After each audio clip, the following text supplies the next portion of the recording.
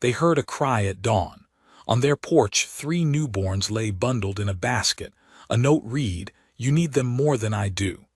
The couple had long buried the hope of children until now. The first cry wasn't loud, but it cut through the silence like a blade.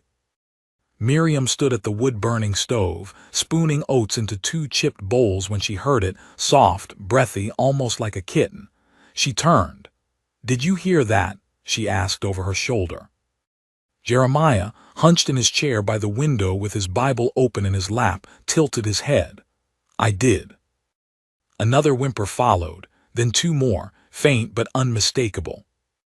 She dropped the spoon, the clatter loud against the hush of morning. In less than a breath, they were both at the door. Jeremiah's hands shook as he pulled it open. He hadn't moved this fast in years. There, nestled in a basket worn at the edges, were 3 tiny bundles. One wiggled beneath the cloth, the other 2 still but breathing. A folded scrap of parchment sat on top. In a shaky scrawl it read, "You need them more than I do." For a moment, neither of them moved. Miriam's breath caught in her throat. Tears sprang up before she even realized they were coming. I don't understand," she whispered. Jeremiah crouched slowly, creaking at the knees, and reached into the basket. His fingers brushed the infant's cheeks, warm, alive. He looked up at his wife, eyes glassy. "They're newborns, Miriam. Look at the cord stumps fresh." Miriam dropped to her knees beside him, hands trembling as she gently unwrapped one of the babies. A girl, with a head of dark curls and fists balled tight against her chest. Her lips moved in that searching way babies do when hungry. "Who would do this?" Miriam asked, voice breaking. "Who could leave them like this?" Jeremiah was still staring at the note, his jaw tightened. Someone who thought they had no other choice. They brought them inside with the reverence of cradling something holy. Miriam wrapped the babies in clean linens. One of them, a boy, had a tiny birthmark in the shape of a crescent moon behind his ear. She noticed it as she wiped the crust from his eyes. The cabin was warm, but the fire still burned low, so she stoked it and pulled the rocker close.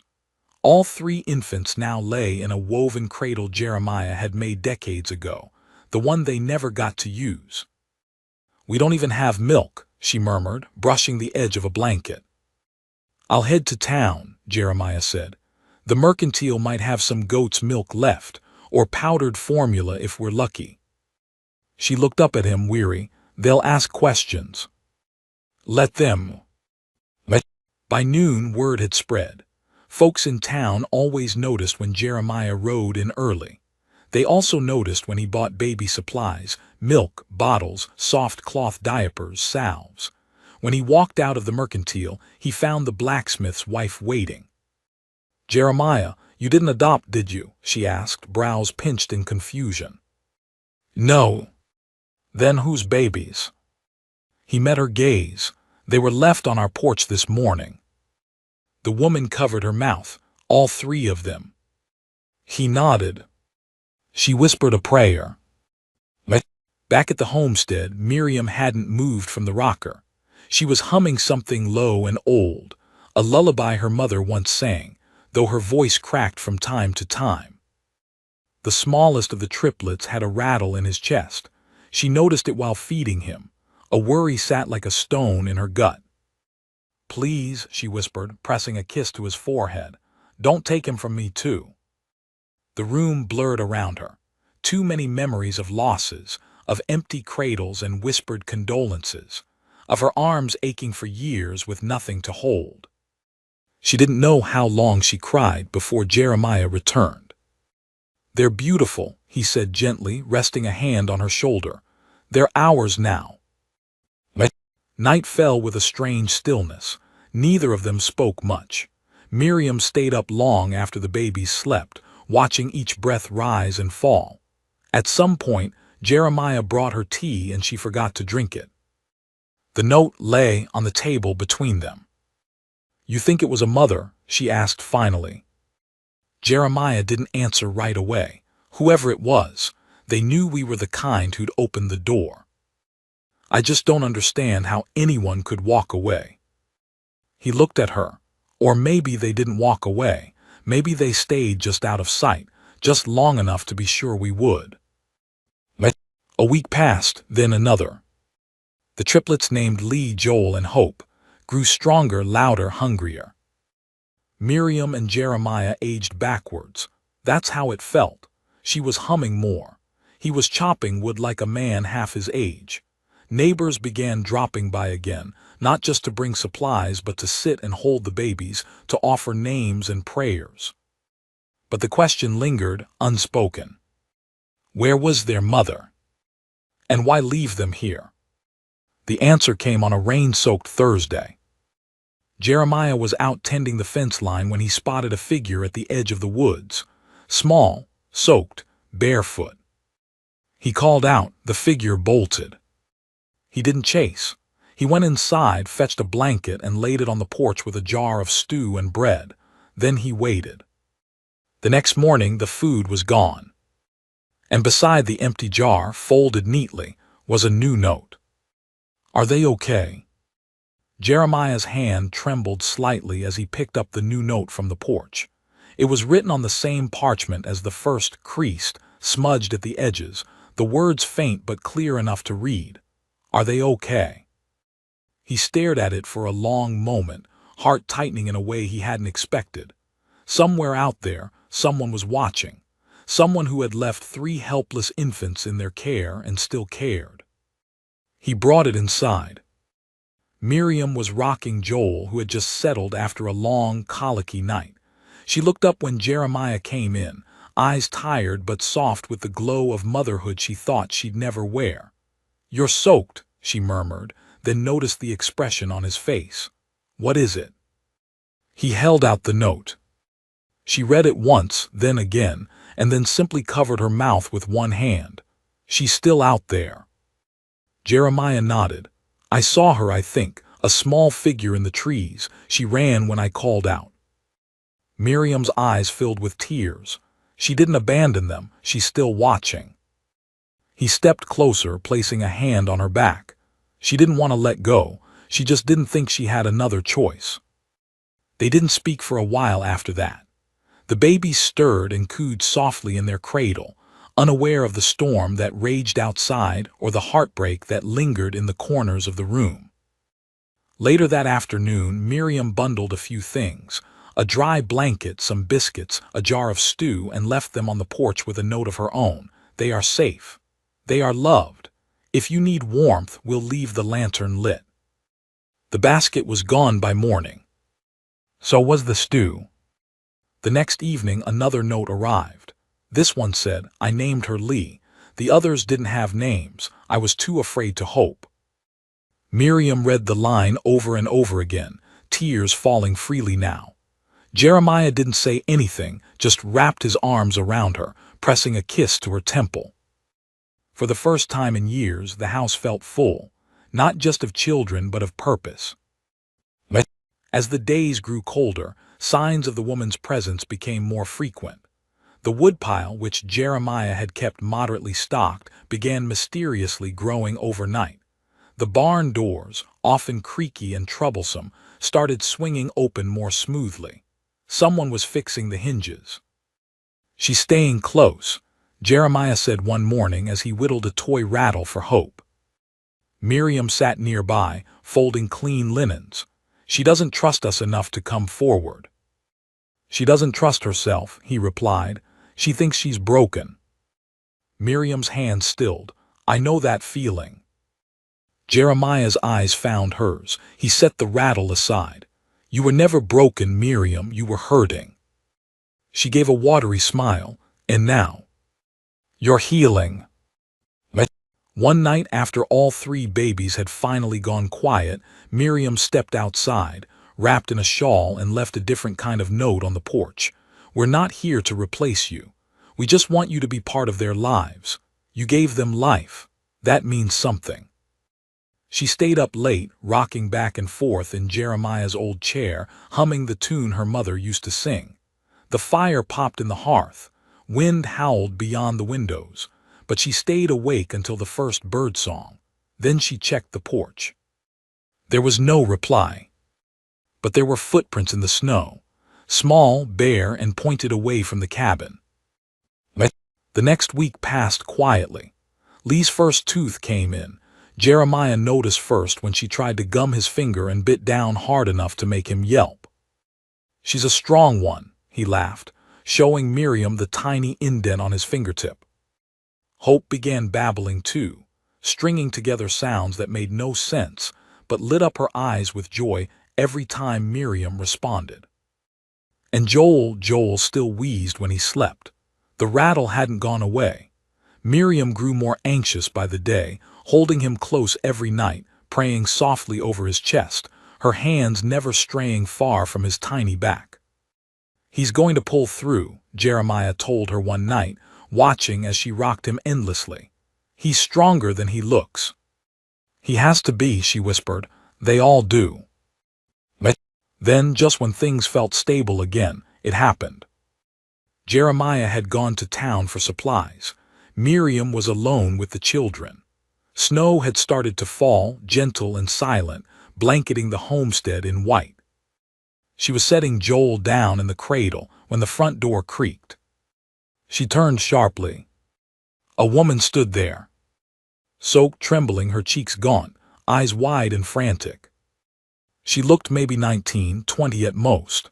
Her hair was matted to her head, clothes clinging to her like they hadn't been dry in days. She held no weapon, just a look of sheer panic. "I didn't mean to startle you," she whispered. "Please, I just needed to see them." Miriam moved slowly, placing her hand on the cradle. "You're their mother." She nodded. "I couldn't stay away." "You left them on our porch," Miriam said gently, "with a note." The girl's hands shook. "I thought they'd die with me. I had nowhere, no one. I thought if I left them here, maybe they'd live." "They did," Miriam whispered. They're loved." The girl's eyes welled with tears. "Do they hate me?" "They don't even know yet what it means to hate," Miriam said. "But one day they'll know you love them enough to let them go." The girl sank to her knees on the rug, sobbing. "I couldn't do it anymore. I hadn't eaten in 3 days. I was too cold to think straight. I just wanted them safe." Miriam walked over, knelt beside her, and pulled her into an embrace. The girl clung to her like a lifeline. "No one's blaming you," Miriam murmured. "You're safe now. Come inside. Come in for real this time." Jeremiah returned to find the girl asleep on the rocker, bundled in wool. Miriam sat beside her with Joel in her arms. "She came back," he said softly. "She never really left." Her name was Tessa. She had been a farmhand's daughter, orphaned at 16, pregnant at 18. She fled the town when word spread of her condition, fearing the same judgment that had buried her mother's name in shame years ago. She had given birth to the triplets alone in an abandoned barn, cutting the cords with a knife she barely knew how to use, wrapping the babies in the only warmth she had, her own coat, and walking miles through the freezing night until she saw the glow of the couple's porch. She had no plan after that, just desperation. "You gave us a gift," Miriam told her one evening as they sat by the fire. "Let us give something back." Tessa blinked. "Like what?"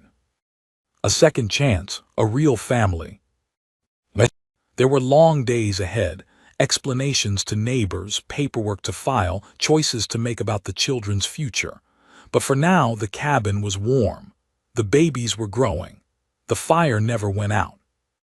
And 3 people who had once believed their stories were over had begun writing new ones together. Tessa hadn't meant to stay. Her arrival had been driven by instinct, a desperate pull toward the porch she once stumbled to with 3 babies pressed to her chest, soaked and shivering, with nothing but fear and a sliver of hope left in her soul. But the moment she'd been wrapped in that wool blanket, the moment Miriam whispered, "You're safe now," a dam broke inside her, and she didn't know how to leave again. "I'll go soon," she whispered the next morning while cradling Lee. "I didn't come to intrude." Miriam, sitting beside her with Joel tucked in her lap, gave a soft smile. You've already given us more than we ever dreamed of. Stay, rest, heal." Jeremiah, leaning against the doorframe with a mug of coffee, added, "You're not intruding. You're part of this now."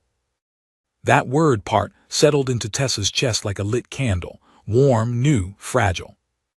The babies had taken to her instantly, as if their hearts remembered her heartbeat even after the long weeks apart. Lee squealed every time Tessa entered the room, lifting her tiny arms to be held. Hope quieted when Tessa whispered lullabies. And Joel, always the frailest, slept best against his mother's chest. Still, Tessa hesitated. She slept on the rocking chair, even after Jeremiah offered to build a cot. She helped around the house, but always with her head slightly bowed, waiting for the day she'd be told, kindly or not, that it was time to move on. Miriam saw it. She saw the way Tessa flinched when someone raised a voice, even in laughter. The way she turned her head away when praised. The way she never asked for anything. It broke Miriam's heart quietly. One day, as snow fell softly against the windows, Miriam invited Tessa to sit with her at the table. They drank tea together in silence for a while before Miriam finally asked, "When was the last time someone celebrated your birthday?" Tessa blinked. I don't remember." "We don't either," Miriam said, smiling. "But maybe we can make today count." Jeremiah brought out a small apple pie he'd snuck back from town, with a candle melted into the center. "It's not much," he said sheepishly, "but it's something." Tessa cried before she could even blow the candle out. As the winter wore on, the house transformed. The rocking chair that once belonged only to Miriam became shared between the two women. The crib Jeremiah had crafted by hand, once too big for 3 tiny bodies, now felt just right.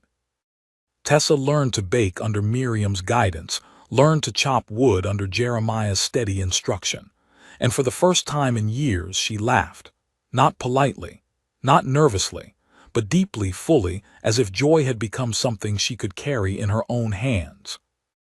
Neighbors began to talk, some judged. "Who is that girl living with the old couple?" they whispered. But others, especially those who had once whispered prayers for Miriam and Jeremiah's empty home, saw something different. They saw healing. They saw love. They saw a miracle unfolding in quiet, daily moments. Then one night, Joel stopped breathing.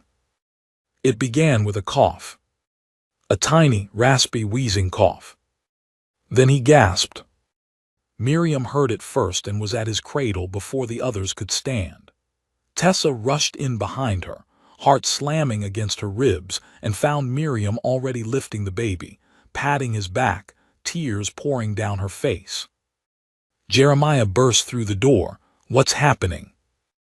"He's not breathing," Miriam cried. "Give him to me," Tessa said with a voice she didn't recognize as her own. "Please." She took Joel into her arms, fingers trembling, and pressed him to her chest. "Come on, baby," she whispered. "Breathe, please breathe. Mama's here." Nothing. Then a tiny, ragged cry tore from his lungs. He gasped again, then again, until he was wailing. Everyone in the room collapsed in relief. Miriam sobbed. Jeremiah pressed his forehead to the wall, whispering a thank you to the heavens. Tessa held her baby as if she'd never let go again. "We need help," she said, breathless. "A doctor, medicine, I don't care what it costs." Jeremiah was already pulling on his coat. "I'll ride now. I'll bring back Doc Foster." "No," Tessa said, "let me." "You shouldn't." "I've walked farther for less," she said, eyes fierce. "Let me do this." He hesitated only a moment before nodding. "Take my horse, she's fast." Tessa kissed Joel's forehead and handed him to Miriam. "I'll be back by dawn." The ride into town was a blur of wind and cold and prayer. Tessa gripped the reins like her life depended on it. Her mind replayed Joel's cries, the way his chest had stilled. Every tree she passed whispered doubts. Every gust of wind threatened to pull her hope away. But she didn't stop. Not when her fingers numbed. Not when her eyes burned from the wind. Not when a coyote's howl echoed in the dark. She reached the doctor's home, just as the sky began to pale with morning light. Doc Foster, a stout man with thick glasses and a gruff heart, rubbed sleep from his eyes when she pounded on his door. "Who, Tessa? Is that you?" "He's sick," she gasped. "The baby, you have to come, please." He stopped breathing. Without hesitation, the doctor grabbed his bag. Back at the cabin, Miriam sat with Joel pressed against her chest, rocking back and forth, humming songs from another life. Jeremiah paced the porch, staring down the trail for signs of Tessa. When he finally saw her, slumped forward on the saddle, Doc Foster riding hard behind her, he ran to meet them. Tessa nearly collapsed as Jeremiah caught her. "He's inside," she breathed. Doc Foster nodded and pushed past the door. Time slowed. Jeremiah helped Tessa into a chair. Miriam couldn't speak, just watched the doctor lean over Joel with his instruments, his sharp gaze never leaving the baby's face. Minutes passed. Then Doc Foster sighed and stood. "He's going to be all right," he said softly. "But he's got a weak lung. He'll need special care, warmth, clean air, gentle feeds." Tessa wept, forehead on her knees. Miriam held her. Jeremiah gripped the doctor's shoulder, choking back his own tears. "Thank you." Doc Foster looked at the three of them and then the cradle holding the now peacefully sleeping baby. "Looks like he's got more than medicine on his side. He's got a family." Later, when the storm passed and the cabin grew quiet again, Jeremiah lit the fire while Tessa sat beside it, a blanket wrapped around her shoulders. "You saved him," Jeremiah said. She shook her head. "We all did." "No," he said, sitting beside her. "You did. You risked everything. You didn't run away. You didn't wait for someone else to fix it."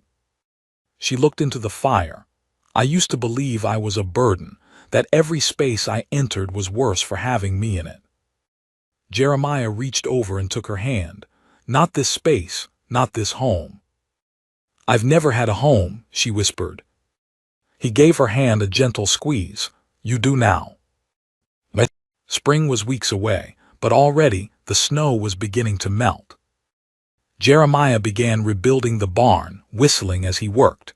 Miriam sewed curtains for the spare room, where they planned to build a small nursery nook. And Tessa stood on the porch each morning, Lee on her hip, watching the world bloom again. She no longer slept in the rocker. She had her own bed now. She had a voice in the home. She had a family. And she had 3 little hearts beating strong beneath her own. Spring rolled in on a breath of thawed earth and shy sunlight.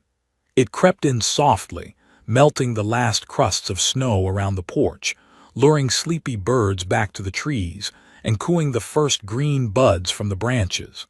And with it came something Tessa hadn't felt in years. Peace. Not the fragile kind that shatters at the first loud voice, or the kind borrowed in fleeting moments, but the real, anchoring kind. The kind you build with bare hands and shared meals, with whispered lullabies and muddy boots left on the porch. The kind that sneaks into your bones until you realize you've stopped flinching, until you realize you're home. The triplets were growing fast. Hope, the most curious, had taken to crawling across the kitchen floor like she had places to be. Lee babbled constantly, often stringing sounds together as if she was on the verge of speaking her first real word. And Joel, sweet, quiet Joel, watched it all with wide, patient eyes, always content just to be held. Miriam, watching them from her rocker, said softly one day, "They'll never know the ache of being unwanted. Not here. Not under this roof." Tessa blinked back tears. She hadn't thought it possible to hear words like that and believe them, but now she did, at least most days. Still, some nights brought shadows. Like the night Tessa woke gasping from a dream where she was running again, babies in her arms, boots sinking into mud, someone chasing close behind. She sat up in bed, heart racing. A knock came at her door. "Tessa," it was Miriam, candle in hand, voice gentle. "You all right?" "I'm fine," Tessa whispered. "Just bad dream." Miriam stepped inside, sat beside her. "Want to talk about it?" "I dreamed I lost them again, that I couldn't save them, that I came back to the porch and you were all gone." Miriam put an arm around her. "You didn't lose them, and you're not going to. You belong here. We're not going anywhere." Tessa leaned into her, letting the warmth soak in. "I still don't understand why you took me in." "Because we needed each other," Miriam said. "That note said it best, you need them more than I do. But maybe it went both ways. Maybe you needed us too." In town, rumors had begun to spread, friendly ones. People who once pitied the old couple on the hill now spoke of them with admiration. "Can you believe Jeremiah and Miriam are raising triplets?" they'd say at the general store. "And did you hear about the young woman who's with them? That's the baby's mother. Came back for them in the middle of a blizzard." "Real miracle," someone added. Of course, not everyone approved. One afternoon, when Jeremiah rode into town for seed and supplies, he overheard two men talking on the steps of the mercantile. "I still say it's improper," the first man grumbled. "Single girl living with a married couple ain't natural. She's probably looking to snatch their land." The other spat. "Mark my words, one of those kids gets sick, folks'll blame her." Jeremiah's jaw tightened, but he said nothing. He had no use for idle mouths, only truth. Back at home he didn't mention it, not yet. But the words lingered, poisoning the wind. The first real storm of the season struck late one evening. It came fast and furious. Howling winds, hail slamming against the windows, thunder rumbling deep like an angry giant rolling in the sky. Jeremiah bolted the shutters. Miriam gathered candles. Tessa clutched Joel tight against her chest as lightning lit up the walls. Then came a knock at the door. Hard, urgent. Jeremiah opened it, lantern in hand, and was met by the sheriff. "Evening," Sheriff Barlow said, removing his hat. Rain streamed down his coat. "Sorry to bother y'all in this weather, but we've got a situation." Jeremiah stepped aside. "Come in, what's going on?" The sheriff entered and nodded at the gathered family. "It's about the girl, Tessa." Tessa stiffened, holding Joel closer. Sheriff Barlow sighed. "Someone filed a report, claimed you might have taken those babies unlawfully, claimed you ran from another town, that you abandoned them once and now might be trying to exploit this couple for shelter." Silence. Jeremiah's hand curled into a fist. "That's a lie." "I figured," the sheriff said gently, "but I'm required to follow up, just need to ask a few questions, verify things." Miriam stepped forward. She saved those babies, risked her life getting back to them. If she hadn't come when she did, Joel wouldn't be alive. "I believe you," Barlow said. "I do, but there's procedures. I'll need to take a statement from her and from you."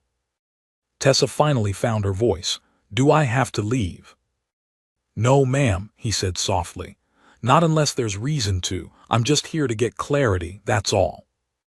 Still, Tessa felt cold all the way to her bones. The next day, Jeremiah hitched the wagon and took Tessa into town for her statement. As they rode, Tessa sat silent, watching the landscape blur past, trees blooming with green, streams thawed and babbling. But inside her it still felt like winter. "You don't have to come," she said quietly. "I'm not letting you walk in there alone," Jeremiah replied. "Not now, not ever." They arrived at the courthouse, where Barlow met them with a warm smile and ushered them into a small back room. The questions weren't cruel, just thorough. Where had Tessa come from? How had she ended up alone? Why had she left the babies? What made her return? She answered honestly, voice steady. When she finished, Barlow leaned back and let out a long sigh. "Well," he said, rubbing his jaw, "sounds like a whole lot of heartbreak and a whole lot of bravery." That it is, Jeremiah said firmly. You done. One more thing, the sheriff said, reaching into his desk. Got something for you, came in the mail last week. He handed her a letter. Tessa took it with trembling fingers. The handwriting was familiar. Her breath caught. It was from her sister. She hadn't seen her in years. She opened it slowly, heart pounding. Tessa, I don't know if this will reach you. I don't even know if you're alive. But I heard rumors about a girl who left her babies on a porch during a blizzard and then came back for them. If that's you, I'm sorry. For everything. Mama's gone, and I should have come after you. If you ever forgive me, I'm in Benson now. Come find me. Claire. Tears spilled down Tessa's cheeks. Jeremiah read her expression but didn't press. He just stood, placed a hand on her shoulder. Whatever you want to do next, we'll figure it out. Back at the cabin, Miriam was waiting on the porch, rocking the babies and singing softly. She saw the letter in Tessa's hand, the emotion in her face, and didn't ask questions. She simply opened her arms. Later that night, Tessa stood at the window watching the moon rise over the mountains. Joel slept peacefully against her chest, and for the first time she let herself imagine a future, not just for the babies, but for herself too. Tomorrow, she whispered, I'll write her back. Then she kissed Joel's forehead and turned toward the warmth of home. The sun hadn't yet crested the horizon when Tessa woke to the soft rustle of feet on the wooden floor. She sat up and found Jeremiah already at the stove, coaxing a flame beneath the kettle. Miriam was rocking Hope and humming a low tune, her eyes bleary but peaceful. The letter from Claire sat folded on the nightstand. All night it had tugged at Tessa's thoughts, spinning and twisting them into loops she hadn't known her heart still remembered. There had been so much pain, so many years where Claire had vanished from her life, siding with their mother, then disappearing entirely when Tessa needed her most. But now there was this letter, the first olive branch, the first apology. And the question, did she want to open that door? As she stood and cradled Joel, her mind swirled. Could forgiveness live in the same heart that remembered abandonment? Could love be offered when trust still limped behind? She didn't have the answers. But she had something else now, a home where she could ask them. Later that day, after feeding the babies and sweeping the porch, she sat down with a pencil and paper. Claire, I got your letter. I didn't think I ever would. A lot's changed. I'm a mother now, to 3 of the most beautiful, stubborn, miraculous babies. They saved me as much as I saved them. I'm still not sure if I'm ready to come to Benson. But thank you for reaching out. I needed that more than you know. Tessa. She sealed the letter and gave it to Jeremiah to mail next time he went into town. Then she returned to the babies, rocking them slowly, watching as Hope tugged at a strand of Miriam's hair and laughed. Summer brought life back in full. The ranch flourished with wildflowers blooming across the hills and bees buzzing like strings on a fiddle. Tessa took to walking the trails each morning with Joel strapped to her chest, and the girls in a twin-seated basket Jeremiah had fashioned for her. She'd hum lullabies under her breath while pointing out birds and chipmunks and clouds that looked like ducks. One morning, they reached the top of a low ridge and she paused to catch her breath. The land sprawled before them in golden waves, soft and forgiving. She turned to the babies. This is yours now, she said, your home. Back at the house, Miriam was baking peach cobbler, and Jeremiah was in the barn repairing a broken latch when a dust cloud stirred at the edge of the property. Tessa watched from the kitchen window as 2 horses trotted into view, pulling a wagon with supplies stacked high in the back.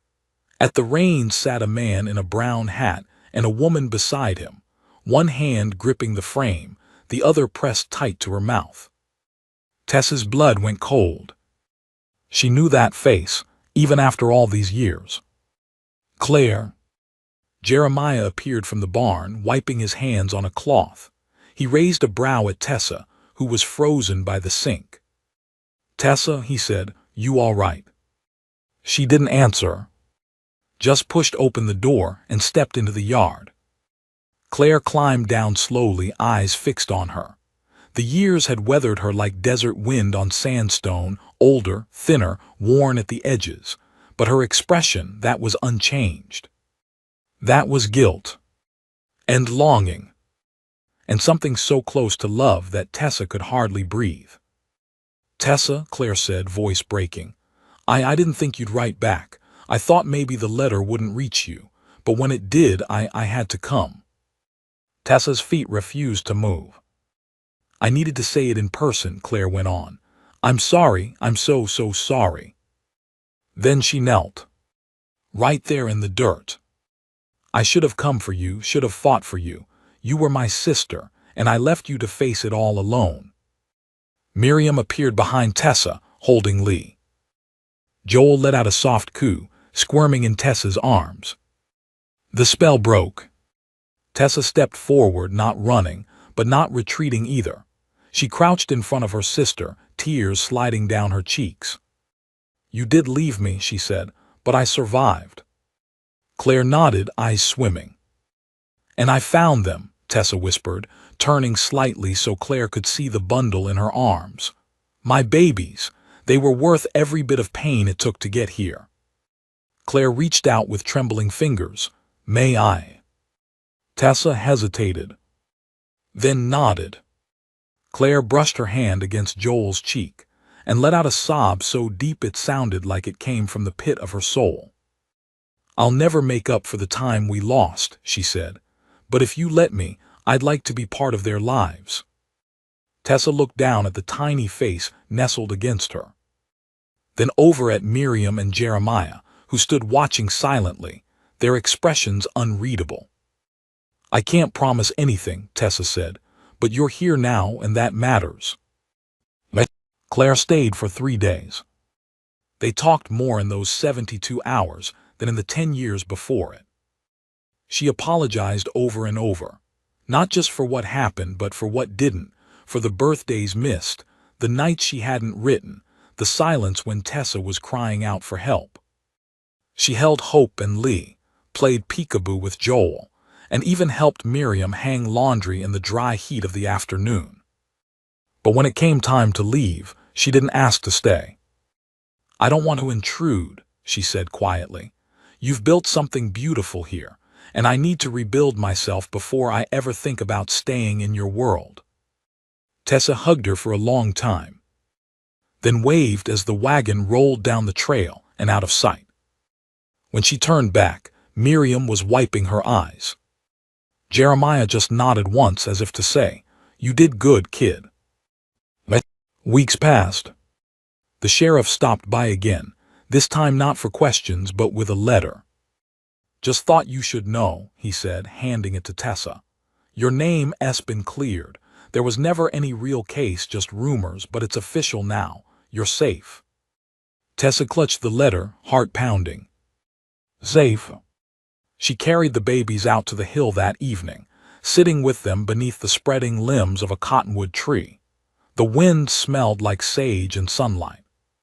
She pressed her forehead to Joel's and whispered, "You're safe too." But peace was not without its storms.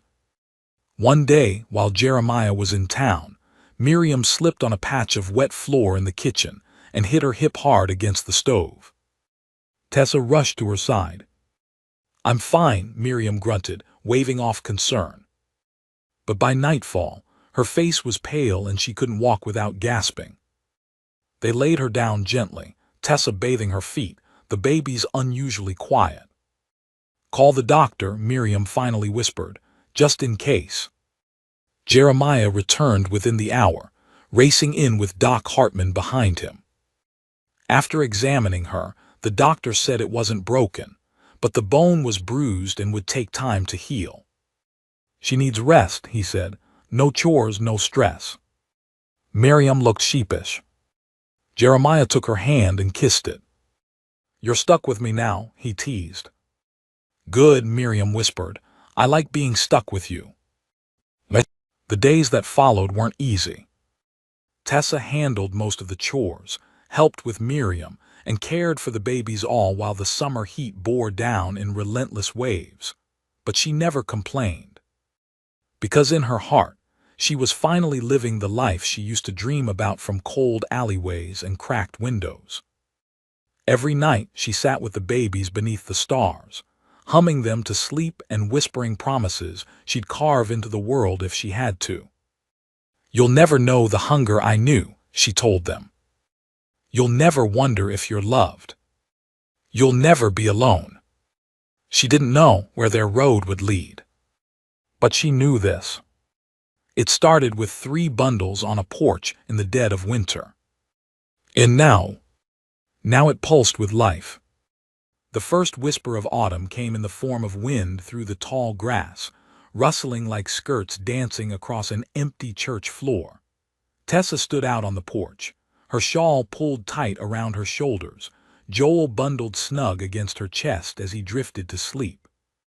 Inside, Miriam sat upright in a cushioned chair near the hearth, a patchwork blanket over her lap and Lee on her knees. Hope was rolling wooden blocks across the floor, laughing softly every time they clattered into one another. Jeremiah was whittling a new rattle, the pile of curls from the shaving stacking at his boots. It was peace. Not the kind Tessa had ever known, but the kind she imagined people prayed for. Not quiet for the sake of silence, but safety. A hush that comes from the certainty no one's coming to take anything from you again. But peace wasn't always permanent. And Tessa, no matter how far removed she tried to live from fear, could still feel it when it crept in like a cold wind under the door. That night, after putting the babies to bed, she stayed up late with Miriam. You all right? The older woman asked, watching her as she stirred the fire needlessly. I don't know, Tessa admitted. I keep thinking about the letter, Claire's visit, the sheriff, and now there's this weight like something's coming. Miriam nodded slowly. Sometimes peace feels heavier than hardship, especially when you've lived with grief long enough that joy feels like a trick. Tessa's throat tightened. I don't want to lose this. You won't, Miriam said, placing a hand on hers. But if you do, we'll build again. We always do. That's what makes us mothers, even the ones who never had children before. We learn to rebuild. Tessa leaned into her and cried, soft and slow. 2 weeks later, just as the leaves began to turn, the doctor came back. Not for Miriam this time, but for the baby's checkup.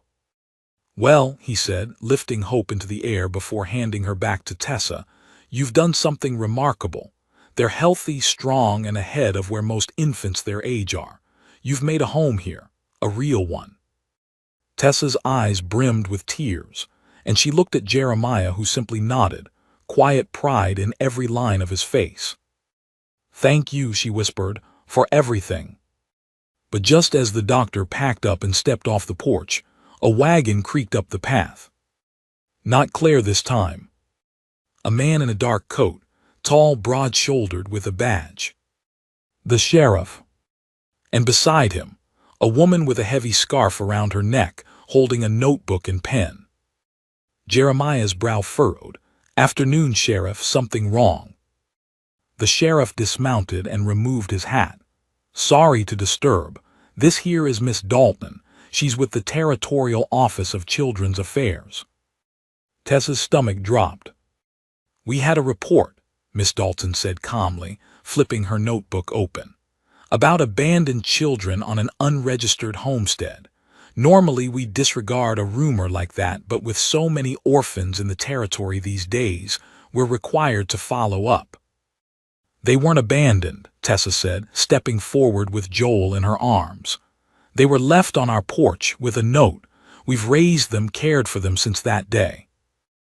Miss Dalton's eyes softened when she saw the baby, but her tone remained steady.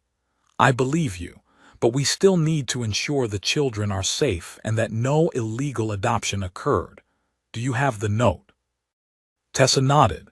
Jeremiah ran inside and returned with the folded scrap of paper, the ink still visible though faded from handling.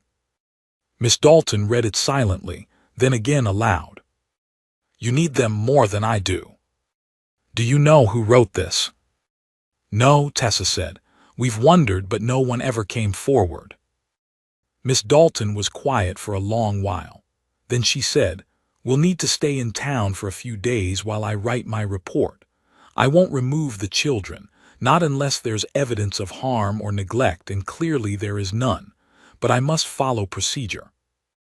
Tessa clutched Joel tighter. "They're my babies." The woman's face softened. "I can see that. I'll be in touch." As the wagon rolled away, the peace they'd built felt like it stood on cracked ice. Tessa was quiet for days. Every giggle from the babies felt precious, every hug a little more desperate. She barely slept, hovering beside their cribs, listening for their breath, humming lullabies even in her dreams. Jeremiah tried to comfort her, so did Miriam. "They wouldn't take them," Miriam said. "Not after seeing this place, this family." But Tessa couldn't believe in safety that easily. Not after a life like hers. Then one evening, a knock came at the door. "Claire."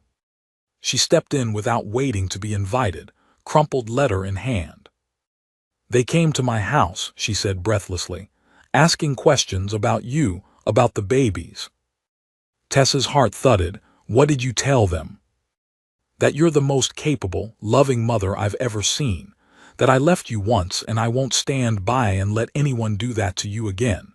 Tessa, I swear, if they try to take them." "They won't," Jeremiah said firmly from behind her, "because they'd have to go through all of us." The three of them stood in the kitchen like soldiers preparing for a siege. But nothing happened that night. Or the next. Until the letter arrived. A simple envelope, no wax seal, no courthouse stamp. Tessa opened it with trembling hands. Inside was one page. "After a thorough investigation and testimony from the community, we find no cause to pursue the removal of the 3 children in your care. They are safe.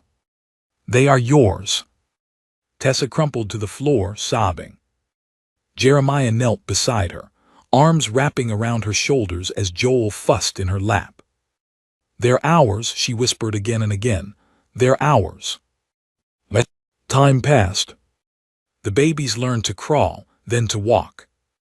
Hope was the boldest, always the first to try something new, always the first to tumble and cry and stand again, stronger. Lee was quieter, more thoughtful, often standing beside Miriam in the kitchen mimicking her every movement. And Joel, he was a storm of joy, toddling from one lap to the next, arms stretched wide for anyone who would hold him. Miriam's health returned slowly, her limp less noticeable, her laughter more frequent. Claire visited often. And Tessa found her voice in ways she hadn't known she'd lost it, singing lullabies she once only whispered, reading books aloud even when no one listened, planting flowers along the fence and calling them by name like they were old friends. One afternoon, a storm rolled in. Dark, heavy clouds, wind that howled like a pack of wolves. Tessa raced to bring in laundry, Jeremiah secured the barn, Miriam rocked the babies to sleep. And when the lightning cracked open the sky, Tessa stood at the window, clutching her shawl and praying. Not out of fear, but gratitude. "Lord," she whispered, "you gave me ashes and turned them into beauty. You gave me loss and turned it into love. I don't deserve them, but I'll never stop trying." Jeremiah stood behind her, resting his hand on her shoulder. "You're not alone anymore," he said. She turned, nodding. And together they watched the storm pass. The next day, the babies ran through puddles like wild ponies, mud streaking their clothes and sunlight breaking through the clouds like a benediction. Tessa stood at the edge of the porch, arms folded, laughter on her lips. They were hers. And nothing, no storm, no shadow, no memory, would ever take them again. Morning began with flower dust in the air. sun slanting through the kitchen window, and Lee tugging on Tessa's apron with a sticky hand full of biscuit dough. Mama, Hope took my spoon again. Hope, with biscuit dough on her chin, grinned from the chair and waved the wooden spoon in the air like a flag of victory. Joel squealed from the floor, holding a mixing bowl upside down over his head, giggling as if he'd conquered the world. Tessa laughed, kneeling to take the bowl from Joel, brushing flour off his curls. "All right, my little tornado, let's not make this a storm." Life had become a pattern, not dull but familiar, warm, woven through with love so gentle it felt like something sacred. But even in peace, the past didn't always stay buried. That afternoon, Jeremiah rode into town for supplies, and as the babies napped, Tessa sat on the porch with a cup of chamomile tea and Miriam in the rocking chair beside her. "You know," Miriam said, her voice quiet but strong, "you've changed." Tessa glanced over, "In a good way." "In the best way," she smiled. "You used to flinch at every sound, carry the weight of the world on your shoulders. Now, you move with light in your step." Tessa looked down at her hands, the same hands that once bled against rough boards, clutched to her ribs in dark alleyways, trembled under fear. Now they were soft from holding babies, calloused from sewing and baking, steady from love. "I feel different," she admitted, "like I was just a shadow before, and now." "You're whole," Miriam finished. "You're a mother." Tessa's throat tightened. "I didn't think I ever could be." "And yet," Miriam said, "look what God gave you, a family, a home, not in the way you expected, but exactly how you needed." Later that day, Jeremiah returned with the wagon loaded down with oats, dried beans, cloth, and 3 small wooden rocking horses he'd secretly carved for the babies. "They're not much," he said, half sheepish, "but they might like them come Christmas." Tessa didn't speak. She just pulled him into a tight embrace and didn't let go. But joy was always shadowed by what came next. Because 2 days later, the letter came. Not addressed to Tessa, but to Jeremiah. The handwriting was shaky, uneven. He read it once, then handed it silently to Tessa. "To whoever found my children. I have no right to ask this. I left them because I was dying and I knew I couldn't care for them, but the Lord didn't take me. I'm sick, yes, but alive. I never stopped thinking of them. I tried to find them, but by the time I could walk again, the town was gone. If they are safe, if you are kind, please let me see them once. I don't want to take them, I just want to know they're okay. Please." A desperate mother. Tessa's hands shook. 100 feelings stormed through her all at once: fear, confusion, compassion, protectiveness, even anger. "Do you believe her?" she asked softly. Jeremiah ran a hand through his graying hair. "I don't know, but the fact that she wrote it all, that she asked instead of demanded, it says something." Tessa stared at the words again. "What do we do?" Jeremiah met her eyes. "We pray, and then we decide together." They prayed that night. Long after the babies were tucked in, the fire had burned low, and the windows went dark. Tessa knelt beside the bed, hands clenched tight, whispering not just for answers but for strength. "Lord, I don't know what's right. I only know I love them. I only know I'd give my life for them. If this woman, if she's their mother, help me know what to do." Jeremiah sat beside her, silently holding her hand. They decided to write back. A simple reply. "They are safe. We will not give them up. But if you truly seek only peace and not custody, we will speak in person. Come to the chapel on the hill 3 days from now, noon." And then they waited. The chapel was small, whitewashed, tucked between cottonwoods and stone. Tessa walked there with Joel in her arms, and the girls holding Miriam's hands. Jeremiah waited out front. And then they saw her. Thin, pale, wrapped in a coat 2 sizes too big. Her hair was tangled, her shoes worn through. But her eyes, they were Lee's eyes. Her lips trembled as she approached. I didn't expect, I thought maybe it was a lie, that someone would punish me. No one here seeks to punish, Jeremiah said gently. She nodded, eyes never leaving the children. I'm May. I gave birth to them in a shelter. I was alone. Their father died before they were born. When the fever hit, I thought I wouldn't survive. So I wrapped them up, wrote the note, and asked God to send them where I couldn't. Tessa held Joel tighter, her voice guarded. Why come back? Because I got better, May said. Not fully, but enough to walk, enough to search, and I couldn't rest not knowing. Tears welled in her eyes. I never meant to abandon them. I just wanted them to live.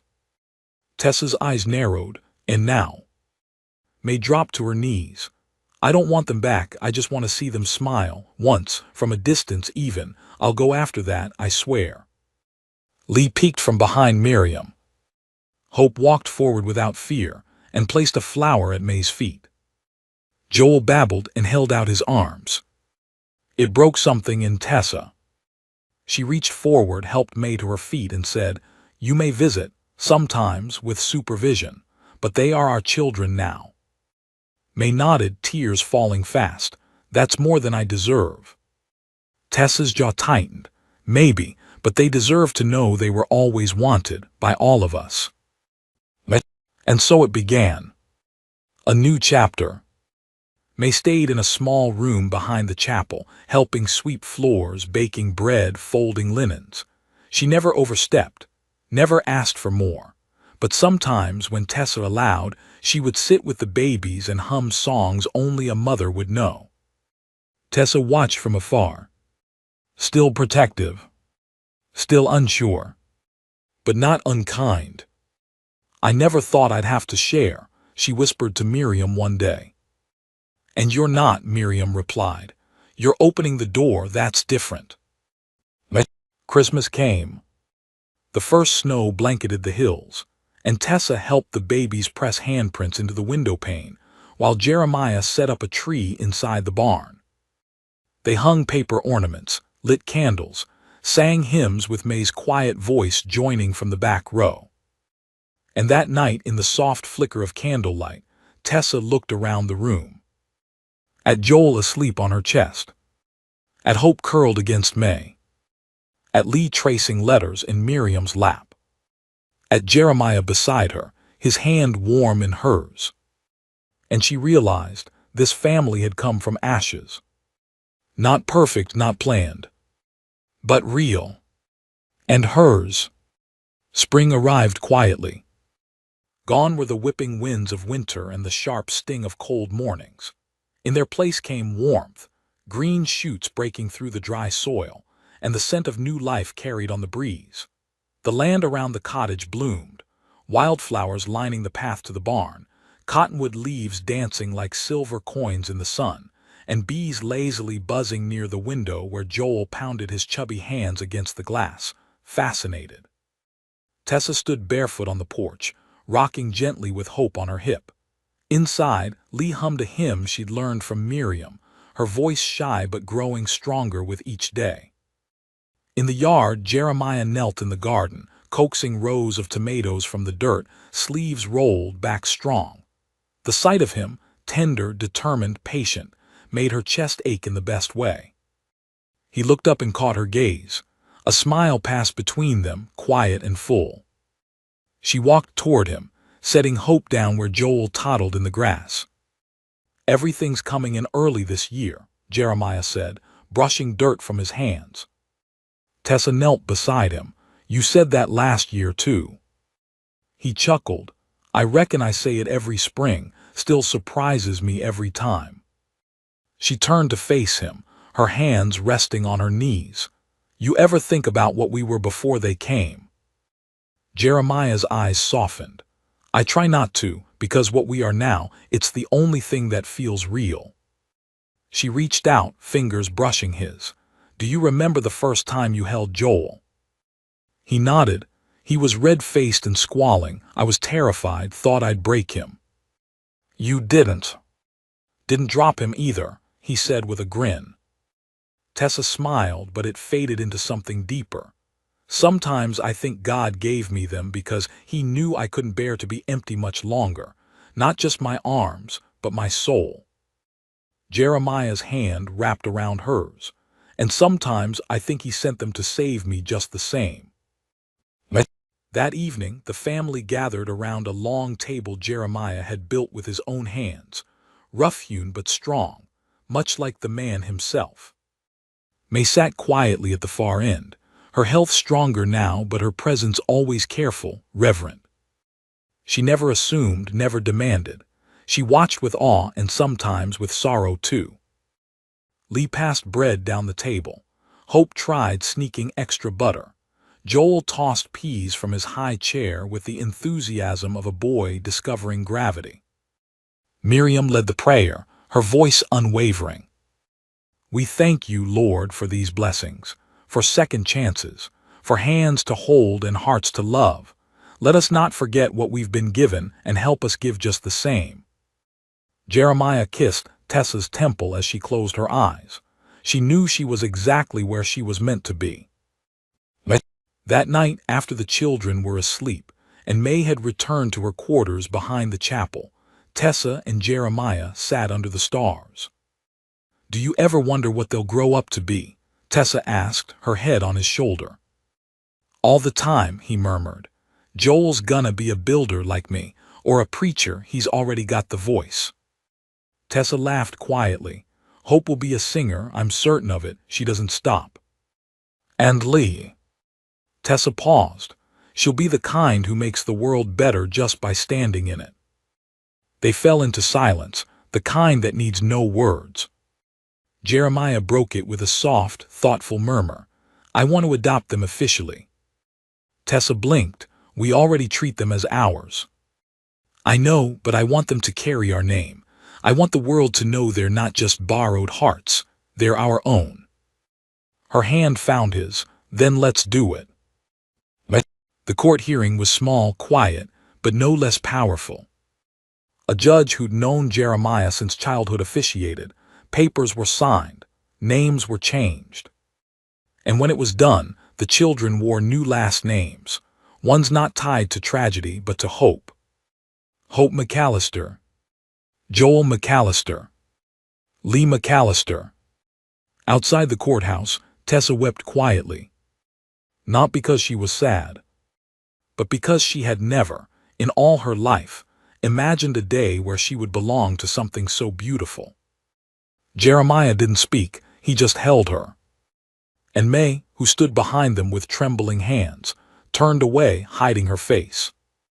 She knew now her place was not as their mother, but as the woman who made the ultimate sacrifice so they could find their true home. And somehow in that pain she found peace. Time passed. Years even. The triplets grew like wild grass, tall and stubborn. Hope sang at the church. Lee read scripture with Miriam. Joel built tree houses and broke things with boyish glee. Jeremiah taught them to ride. Tessa taught them to pray. And together they gave those children what the world had once denied them, a childhood full of safety, laughter, and the unwavering knowledge that they were loved. Every year they visited the chapel on the anniversary of the night they found the babies. Miriam would bring a bouquet. Jeremiah would carry Joel on his shoulders. Tessa would kneel on the porch, close her eyes and whisper thank you. Not to the person who left them, but to the God who knew, before anyone else, that 3 abandoned souls were exactly what her heart had been waiting for. And though life still held trials, sickness, loss, struggle, none of it could undo what they'd built. Because what they'd found wasn't just family. It was redemption. It was healing. It was love.